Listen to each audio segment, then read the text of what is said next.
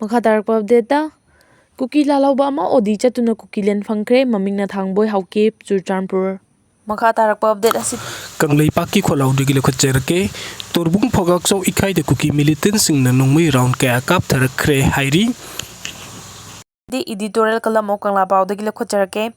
lengak leibagi wahan thok lehalu state asigi miyamgi lengak lon lei haiba khangalu lengak ama leibagi mathau pangthokna bahotno miyamgi mihutna lengak pa lamdam asi lengak lon leitabagi mawongum leiriba si karigino mamang chahi 2023 gi May 3 dagi migrant immigrant chin kuki jo narco terrorist singna manipur gi apunba saktam thugairaga separate administration natraga kuki singi oiba tokhaiba leibak jalengam semna balandar khiba tha tara taruk mapung phajilaglaba phawba worsen purakpa ngamdabadagi lengak leibagi wahan thok leitre lana sina maram oiraga lanjena rakhiba miyoi lising humpu hena relief camp singda changjang phamlor khiba sing masa masa gi mayumda hanjil hanba ngamdana leiri leibak thugaina balandariba mirebang macha narco terrorist sing laksin bangamdabadagi mathakta makhoina occupy tawkhiba mafam singda lengak amadi miyamna changba ngamdabadagi manipur gi apunba saktam machet tana kai khrabra haibagi chingnaba leire miyamgi mafamda leiriba langtaknaba wahang asigi paukhum lengakna pifam thoi lengakta yawba kuki MLA tarana separate administration da saugatuna lengak amadi apunbagi saktamda phongna singnabadan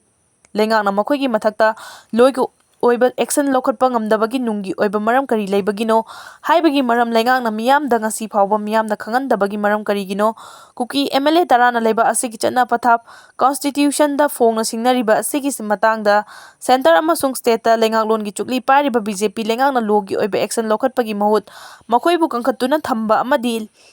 lengaka suspension operation su sign taunariba chin kuki jogi khulai paiba lalolup singna sugi ground rule thugaiduna separate administration demand gi landa hakthengna yaure haiba khanglabasu makhoigi mathakta action lokhatpa ngamdabagi maramna karigino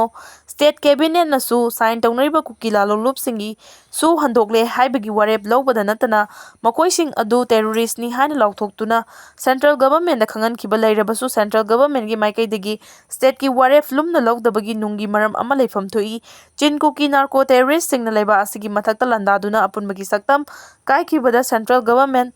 India gi oina mangjaba leite haina loba tarabadi India government maru oina BJP gi luchingba singna Manipur gubulum na lode haibada haiman bathokloi migrant immigrant chin kuki jo narco terrorist sing khujok ama bulaksin na bohona daba sigi maram khangan pham thoi leiba asi malem gi chokhatlaba amadi mapangan kanba leibak singi manung chaliba leibakni adubu terrorist khujok amana Manipur thugaina balandariba si leiba asigi mathakta landabani haina loba ngamdaba amadi wathok asi laksinaba hotnadaba haibasi Manipur bu loilam oina lobani haibada haiman bathokloi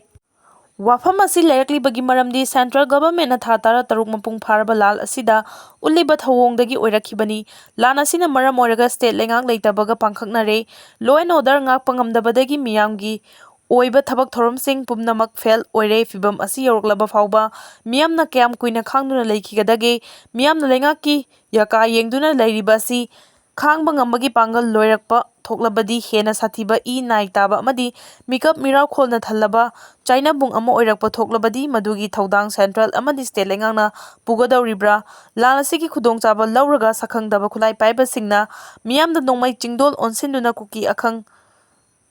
ai pibadana lengakna free thariba asigi maram karigino haibana chingbo wafam sing asigi paukhum lengakna pifam thoi